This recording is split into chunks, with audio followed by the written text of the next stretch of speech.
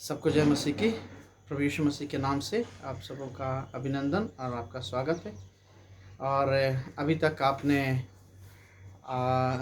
व्यक्तिगत रीति से समाचार में आपने बहुत सारे अध्याय को सीखा और मेरा अध्याय 5 है और जिसमें हम हमारी रणनीति सीखेंगे। इसका मतलब व्यक्तिगत रीति से सुसमाचार प्रचार हम करते हैं, उसमें हमारी रणनीति क्या होनी चाहिए, ये हमारा विषय है। और इस विषय को आप कुछ बातें तो जानते होंगे, लेकिन क्योंकि रणनीति का मतलब ही होता है ऐसे नीतियाँ या ऐसे सिद्धांत जिसके अनुसार हम लोगों तक पहुंच सकते हैं। और इस विशेष विषय में कैसे हम व्यक्तिगत रीति से सुसमाचार का प्रचार कर सकते हैं, इस चीज़ की रणनीति, इस रणनीति को बताना और इस चीज़ को लागू करना, इस चीज़ को जानना, ये ही हमारा विषय है। आप इसके विषय में विचार कर सकते हैं कि क्या क्या रणनीतियाँ हो सकती हैं जिसके द्वारा हम सुसमाचार को बड़े सजगता के साथ हम लोगों तक पहुंचा सकते हैं, या किस प्रकार से हम परमेश्वर के वचन को लोगों के जीवन में पहुंचा सकते हैं। क्योंकि ये हमारी जिम्मेवारी है, ये हमारी जिम्मेवारी है कि हम परमेश्वर के वचन को लोगों तक पहुंचाएं, ताकि कोई भी व्यक्ति इस वचन से या इस दिए गए उद्धार से वंचित न रह जाए। और इसलिए हमें हमारी रणनीति तय करनी होगी।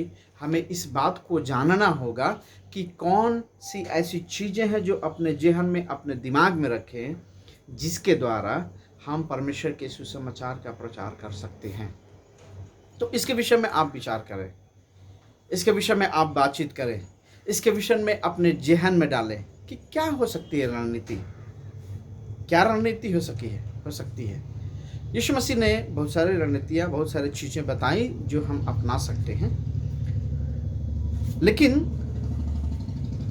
हमें इस बात को जानने की ज़रूरत है कि दूसरों के साथ सुसमाचार प्रचार करने के लिए हम क्या करें, कैसे करें, और इसके विषय में हमें चिंतन करने की ज़रूरत है, चिंतन मनन करने की ज़रूरत है। दूसरे शब्दों में कौन कौन सी ऐसी रणनीतियां हैं जो हम लोग आज के समय में लागू कर सकते हैं। और आज के समय का मतलब क्या है? आप लोगों में से अलग अलग उम्र के लोग हो सकते हैं, लेकिन आज के युग का मतलब क्या है? हमारे परिस्थिति के अनुसार, हमारे युग के अनुसार, हमारे संस्कृति के अनुसार, हमारे परिस्थिति जो हमारे इर्द गिर्द में है उसके अनुसार। तो ये चीज़ हमें अपने जीवन में लागू करने की ज़रूरत है और इस चीज़ को जानने की ज़रूरत है कि क्या हम रणनीति अपनाएं ताकि हम परमेश्वर के वचन का प्रचार कर सकते हैं। आप अपने अपने अनुभवों को एक दूसरे के साथ साझा करें, एक दूसरे के साथ बांटें और उसके विषय में चर्चा करें कि ये कौन सी रणनीतियाँ हैं जो हम सीख सकते हैं, जो हम पहले से अपनाते आए हैं, जिसके विषय में हम पहले से विचार करते आए हैं। आप अपने अपने रणनीति को बताएं, अपने अपने बातों को साझा करें और उसके बाद आप इसके निष्कर्ष पे आ सकते हैं और बहुत सारी चीज़ों को सीख सकते हैं। लेकिन इस रणनीति के बारे में मैं जो आपको सिखाने वाला हूँ, उसमें से कुछ ऐसी चीज़ें हैं जो शायद हम जानते हैं और हमारे इर्द गिर्द हम वैसा प्रभाव को, वैसी परिस्थिति को देखते हैं जिसको हमें अपनाने की ज़रूरत है, और उसमें से पहला बिंदु, मुख्य बिंदु, वो एक यूनानी शब्द या ग्रीक शब्द से है, उसको बोलते हैं आइकोस। ठीक है, आइकोस आप देख सकते हैं इसमें आइकोस आप पढ़ पा रहे हैं? तो आइकोस, और आइकोस का मतलब क्या होता है? आइकोस का मतलब है हमारे संबंधी, हमारे नजदीकी लोग।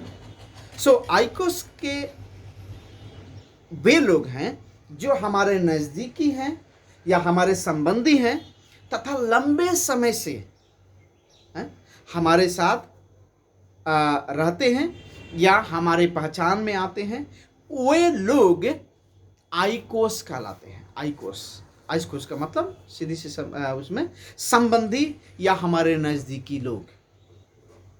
उसमें हमारे कौन कौन लोग हो सकते हैं आप जानते हैं? आपको याद दिलाओ, हमारे परिवार के लोग, हमारे परिवार के लोग वो आइकोस हैं। इसका मतलब वो हमारे नजदीकी हैं, हमारे संपर्क में हैं। हमारे रिश्तेदार लोग, पड़ोसी और हमारे मित्रगण। आइकोस से संबंधित हमें इस रणनीति को बनाना है ताकि हम अपने लोगों के बीच में, हमारे संबंधियों के बीच में, हमारे अपने लोगों के बीच में हम प्रभु यीशु मसीह का सुसमाचार प्रचार कर सकते हैं। आइकोस। अब आप विचार करें, बैठ करके सोचें कि मेरे परिवार में कौन सा ऐसा व्यक्ति है जो यीशु मसीह को नहीं जानता है, या यीशु मसीह को अपनाना नहीं चाहता है, या यीशु मसीह के विरोध में है। मेरे रिश्तेदार में कौन सा ऐसा व्यक्ति है जो यीशु मसीह को नहीं जानता है? हमारे पड़ोस में कौन सा ऐसे व्यक्ति है जो यीशु मसीह को नहीं जानता है? हमारे मित्रगण कौन से हैं जो यीशु मसीह के बारे में नहीं जानते हैं? और मेरा सलाह ये होगा इस रणनीति में कि हम एक बार बैठ करके कम से कम 10 ऐसे लोगों के नाम को लिखें। हो सकता है हमारे परिवार में 10 लोग ना हो, हम दो, हमारे दो के चलते, लेकिन बहुत सारे हमारे ऐसे लोग होंगे, चाचा होंगे, हमारे ताई होंगे, हमारे जो जिसको हम भैया भाभी बोलते हैं वो होंगे, और इस प्रकार के कई ऐसे लोग होंगे जो यीशु मसीह को नहीं जानते होंगे। उनके नामों को लिखिए। दूसरा, अपने रिश्तेदारों के ढूंढिए, देखिए कौन ऐसे आपके रिश्तेदार हैं जो यीशु मसीह को नहीं जानते हैं। क्या आपके मामा, आपकी नानी, आपके दादी, नानी और मौसी, कौन ऐसे लोग हैं जो मसीह को नहीं जानते हैं? अपने पड़ोस में देखिए,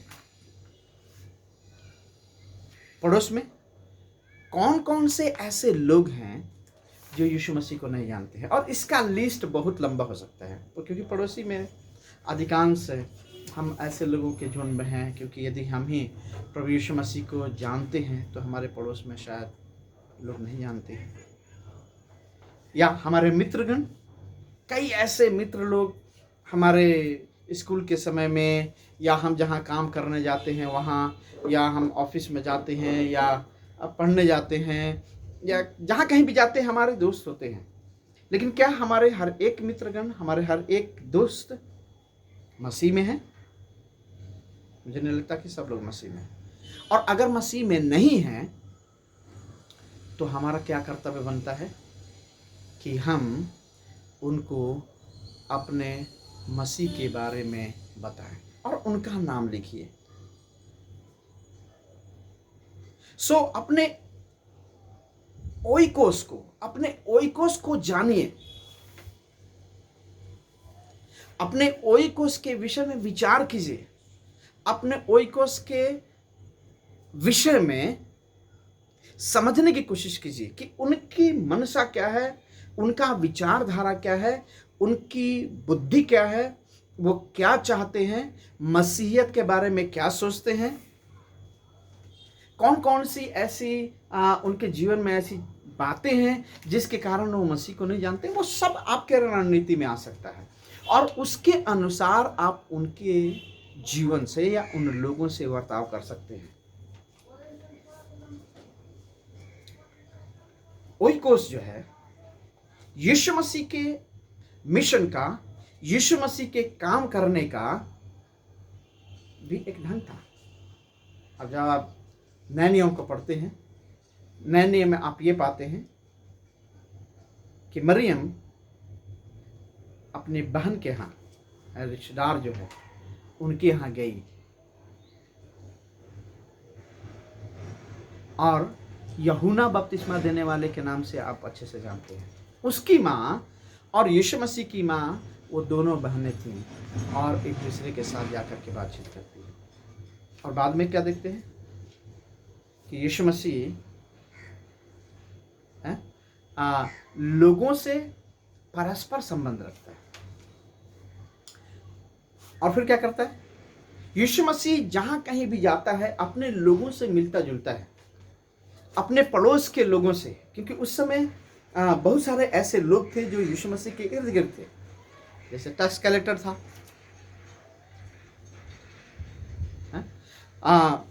पतरस,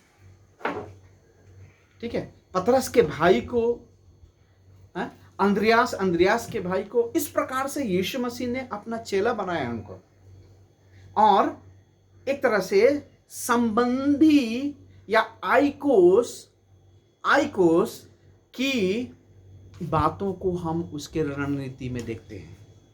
इसलिए एक जगह आप पढ़ते हैं कि यीशु मसीह जब सेवा करते हुए जा रहा था तो किसके यहाँ पहुंचा? पतरस के ससुराल में पहुंचा। और पतरस के ससुराल में एक घटना हुई। क्या घटना हुई? पतरस की सास जो है बुखार से ग्रसित थी, उसको बहुत ही तपन थी, बहुत ही बुखार था। और यीशु मसीह ने क्या किया? लिखा है कि पतरस के सास के लिए प्रार्थना किया और फिर क्या हो गया, वो वहां पर एक चंगाई हुई और पतरस की सास जो है चंगी हो गई। और अब फिर क्या करने लगी? वो सेवा टहल करने लगी। ओइकोस के रणनीति को हमें जानना है, क्योंकि उसके पहले कि देश विदेश या अन्य राज्य या अन्य कल्चर के बारे में या संस्कृति के बारे में आप विचार करें, वहां पर सुसमाचार प्रचार करने की कोशिश करें, उससे पहले हमें ओइकोस को ध्यान में रखना होगा। जैसे हमारे परिवार के लोग, रिश्तेदार के लोग, पड़ोसी लोग एवं मित्रगण लोग हैं। और जब हम इन लोगों को पकड़ते हैं या इन लोगों के बीच में पहुंचते हैं तो हमारे पास एक अधिकार होता है ताकि हम उनके जीवन से बातचीत करें, उन तक हम अपने बातों को रख सकें, उन तक हम अपने अनुभवों को रख सकें, उन तक हम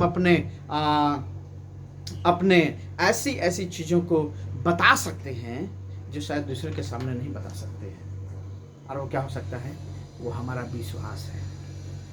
हम क्यों विश्वास करते हैं, कैसे विश्वास करते हैं, क्या विश्वास करते हैं, हम अपने लोगों के बीच में अच्छी तरीके से बांट सकते हैं, अच्छी तरीके से बता सकते हैं। और इसलिए इन लोगों के बीच में कैसे सुसमाचार प्रचार करेंगे, कैसे इन सुसमाचार प्रचार की बातों को बांटेंगे, ये हमारे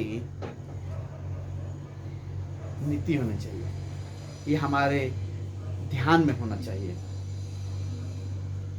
उसमें आप अपनी गवाही को बता सकते हैं, उसमें आप वचन का प्रचार कर सकते हैं, उसमें अपने घर में खाने पे बुला सकते हैं। और बहुत सारे ऐसे तरीके हैं जिसके द्वारा आप लोगों को अपने जीवन में इनवाइट कर सकते हैं, आमंत्रित कर सकते हैं और उनसे आप परस्पर बातचीत कर सकते हैं। लेकिन सबसे बड़ा मुसीबत ये होता है कई बार कि हम अपने लोगों से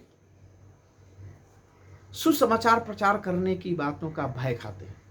अरे क्या सोचेगा, मेरी ताई क्या कहेगी, मेरे चाचा क्या कहेंगे, मेरे रिश्तेदार क्या कहेंगे। ये हमें नहीं सोचने की ज़रूरत है, लेकिन हमें ये सोचने की ज़रूरत है कि अगर मैं स्वर्ग जा रहा हूँ, वो भी स्वर्ग जाना चाहिए। यदि हम यीशु मसीह की बातों को उन तक न पहुंचाएं, तो वो नरक में जाएंगे और उसके जिम्मेवार हम होंगे। हमारी रणनीति में मैं सिर्फ 3 बातों को ही बताना चाहूंगा, और उन 3 बातों में से एक बात ओइकोस था। ओइकोस के बाद दूसरी रणनीति बहुत ही साधारण सी चीज, बाजार वाली जगह, जिसको इंग्लिश में कहते हैं मार्केट प्लेस। जब आप किसी से बाजार वाली जगह पर मिलते हैं, तो ये आपके लिए एक रणनीति होना चाहिए कि आप सुसमाचार प्रचार करेंगे। वो बाजार वाली जगह कौन सा हो सकता है? अब जब हिंदी में कुछ कुछ शब्द जो है हम अगर बोलते हैं तो अच्छा नहीं लगता है, बाजारू आदमी, ऐसा नहीं, वैसा शब्द नहीं। लेकिन बाजार का मतलब है मार्केट प्लेस। मार्केट प्लेस का मतलब है जहां पर भीड़ भाड़ हो, जहां पर लोग हों, और उस स्थान में यीशु मसीह का प्रचार करना हमें अपने रणनीति में लाना होगा। वो कौन सा जगह हो सकता है? वो होटल हो सकता है जहाँ पर कई बार हम जाते हैं, वो रेस्टोरेंट हो सकता है, वो चाय पीने वाला स्थान हो सकता है, वो नाई का जगह हो सकता है जहाँ हम बाल कटाना जाते हैं, वो बाजार हो सकता है जहाँ पर हम सब्जी खरीदने जाते हैं, वो बस हो सकता है जिस बस में हम अब कुछ यात्रा करते हैं, या रोज यात्रा करते हैं, ऑफिस जाते हैं, आते हैं, स्कूल जाते हैं, आते हैं। वो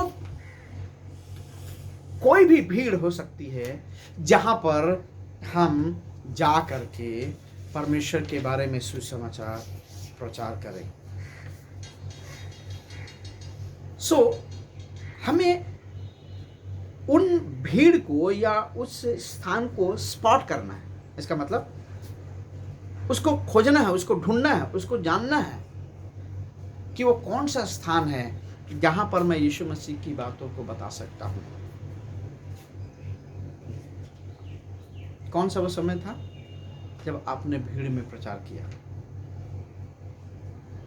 एक समय था कि मैं जो है बहुत सारे दिल्ली के भी बहुत सारे कॉलोनियों में, सरिता विहार, किंग्सवे कैंप और बुराड़ी की एरिया, बहुत सारे जगह में मैं जा करके खुले आसमान में प्रचार करता था।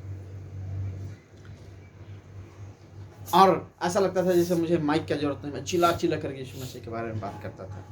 लेकिन आज वैसी परिस्थिति नहीं है, और इसलिए आज की परिस्थिति के अनुसार हम कैसे सुसमाचार प्रचार करें, ये आवश्यक है कि वो हमारी रणनीति हो। क्या आज आप जाके चिल्ला सकते हैं? नहीं चिल्ला सकते, पथरवाह हो जाएगा, जेल में डाल दिए जाएंगे। तो हम कैसे सुसमाचार प्रचार करें? क्या हम सुसमाचार प्रचार बंद कर दें? नहीं कर सकते, बंद नहीं कर सकते। तो फिर क्या करना पड़ेगा? हमें रणनीति अपनानी पड़ेगी। वो रणनीति क्या है? मार्केट प्लेस, भीड़, जहां जाएं वहां हम सुसमाचार प्रचार करें। यीशु मसीह क्या करता था? फसह के पर्व के दिन यीशु मसीह जा करके सुसमाचार प्रचार करता था। किसी के मृत्यु के दिन जाकर के चमत्कार करता था।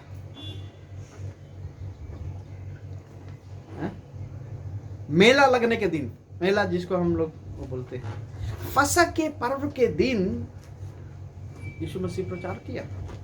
मार्केट प्लेस, बाजार वाली जगह, भीड़ वाली जगह, जहां जाता था वहीं सुसमाचार प्रचार करता था।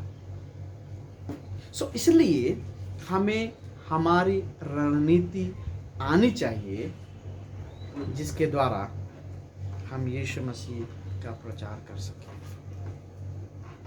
नहीं तो आज के युग में लोग हमारे आजू बाजू से सैकड़ों लोग गुजरते हैं, इनफैक्ट हजारों लोग गुजरते हैं, लेकिन क्या वो यीशु मसीह के बारे में जान पाते हैं?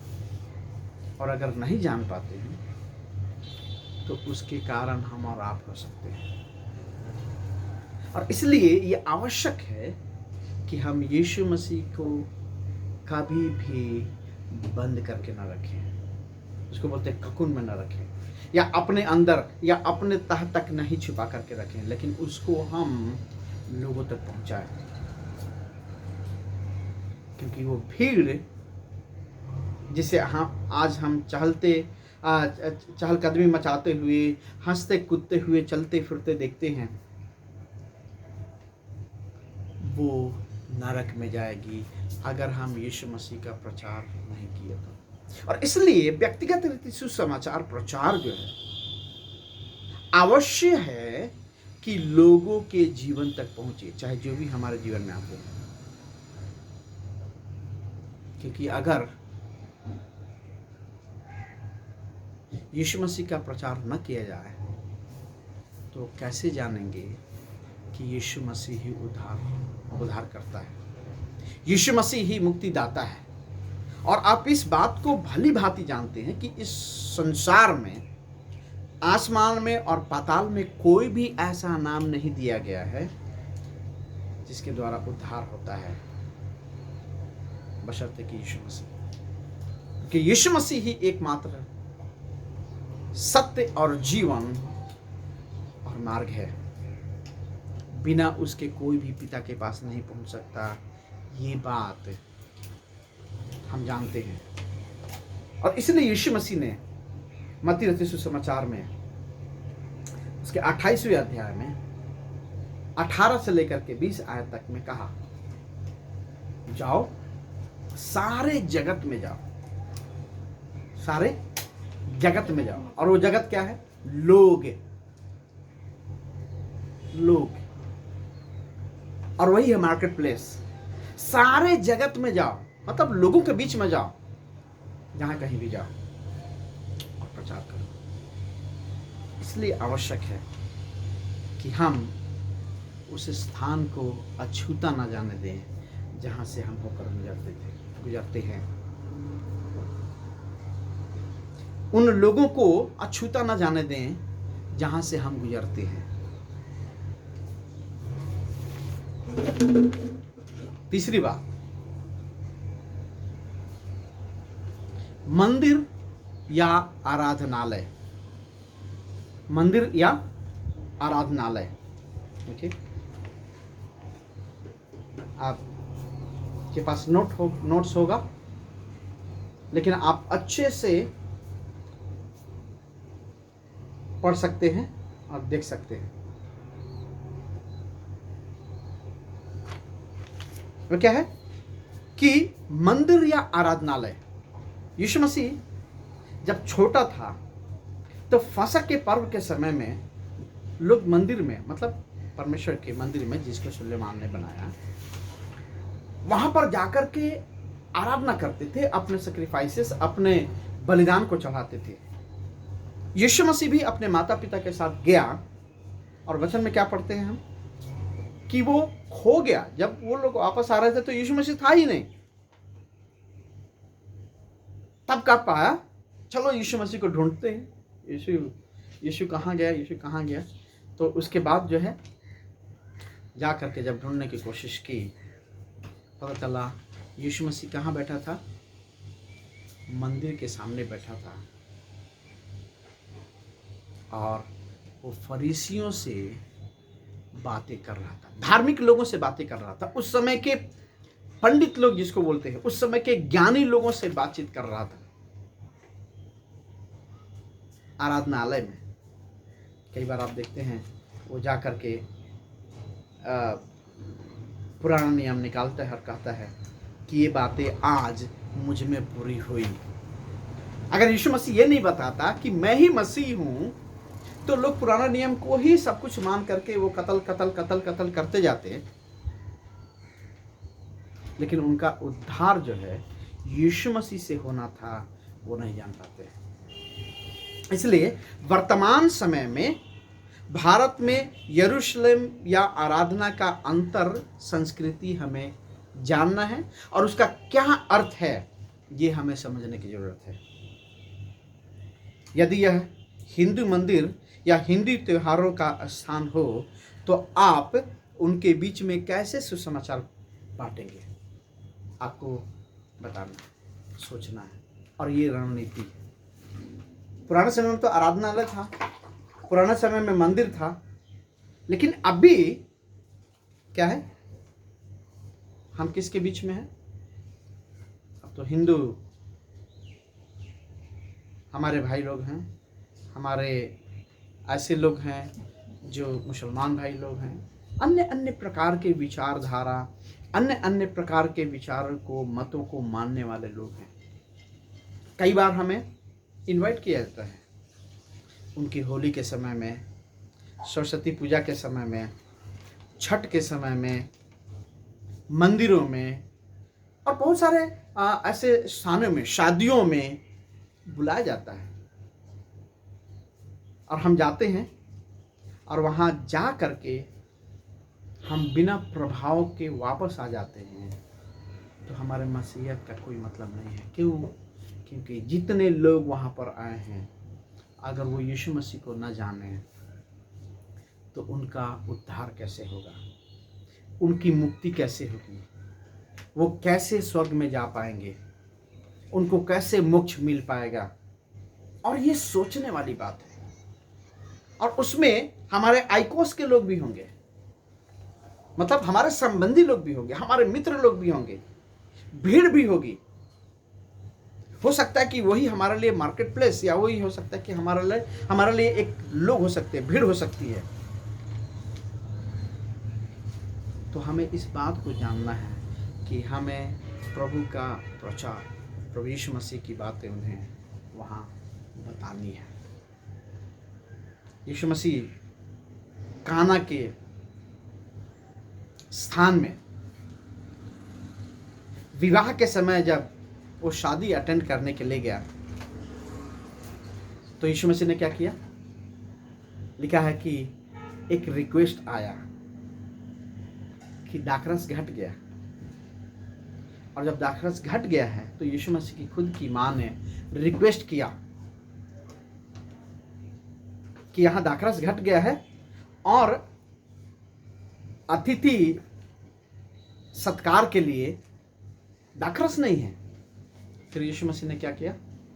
वहां दाखरस लोगों को पेश किया, बनाया। यीशु मसीह क्या कर रहा है? आराधनालय के स्थान में, शादी के मुहूर्त पर, शादी के स्थान में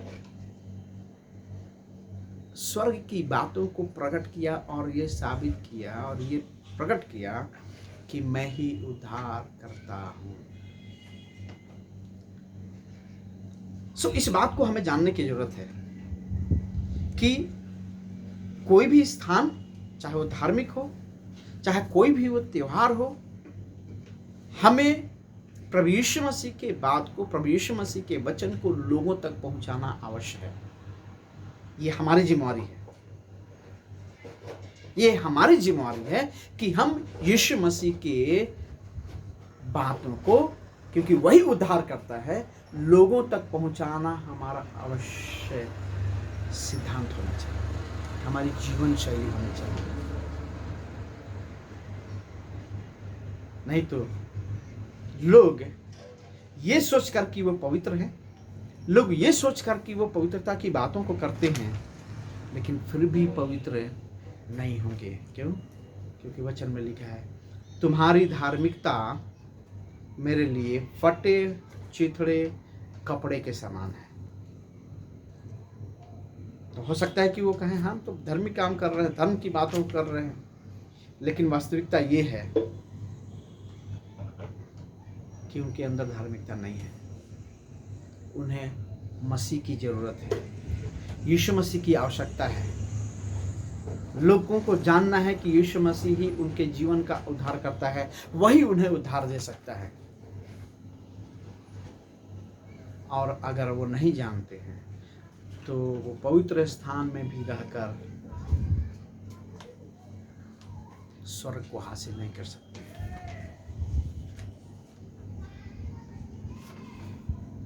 क्योंकि मनुष्य जीवन की विडंबना यह है कि वो शांति की खोज में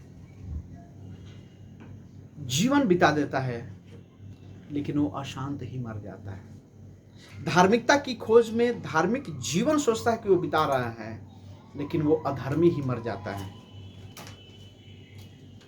उद्धार की खोज में दर दर भटकता है, सब कुछ न्यौछावर करता है, सब कुछ चढ़ावा चढ़ाता है, लेकिन सिर्फ एक बात नहीं जानता है वो कि यीशु मसीह ने उस सारे चढ़ावे को क्रूस पर चढ़ा दिया ताकि हम और आप उद्धार पा सकें। उसके लहू के द्वारा हम उद्धार पा सकते हैं। हम पश्चाताप के द्वारा जब पश्चाताप करें तो हम उद्धार पा सकते हैं। वो व्यक्ति यदि इस बात को नहीं जानता है तो ये हमारी और आपकी जिम्मेवारी होती है कि लोगों तक हम यीशु मसीह के वचन को व्यक्तिगत रीति से पहुंचाएं। और इसलिए व्यक्तिगत सुसमाचार प्रचार आवश्यक है। व्यक्तिगत सुसमाचार प्रचार आवश्यक है ताकि लोग यीशु मसीह को अपना उद्धारकर्ता ग्रहण कर सके। और यदि हम स्वर्ग के लायक हैं, यदि हम स्वर्ग जा सकते हैं यीशु मसीह को ग्रहण करने के द्वारा, तो वो भी स्वर्ग जाए, ये उनका अधिकार है। लेकिन उस अधिकार को शैतान ने छीन लिया अदन की वाटिका में, और हमारा कर्तव्य है कि उन्हें उनके अधिकार को याद दिलाने की जरूरत है। और वो अधिकार पश्चाताप के द्वारा अपने जीवन में हासिल कर सकते हैं और यीशु मसीह को ग्रहण कर सकते हैं।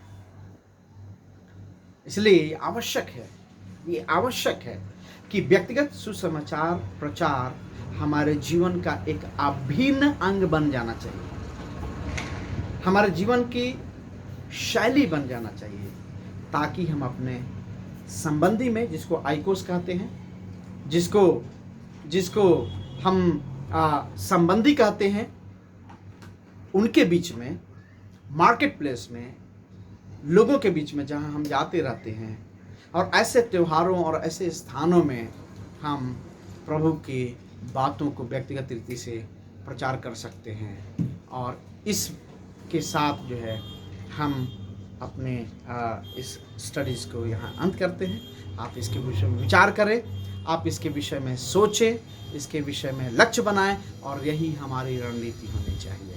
प्रभु आपको आशीष दे।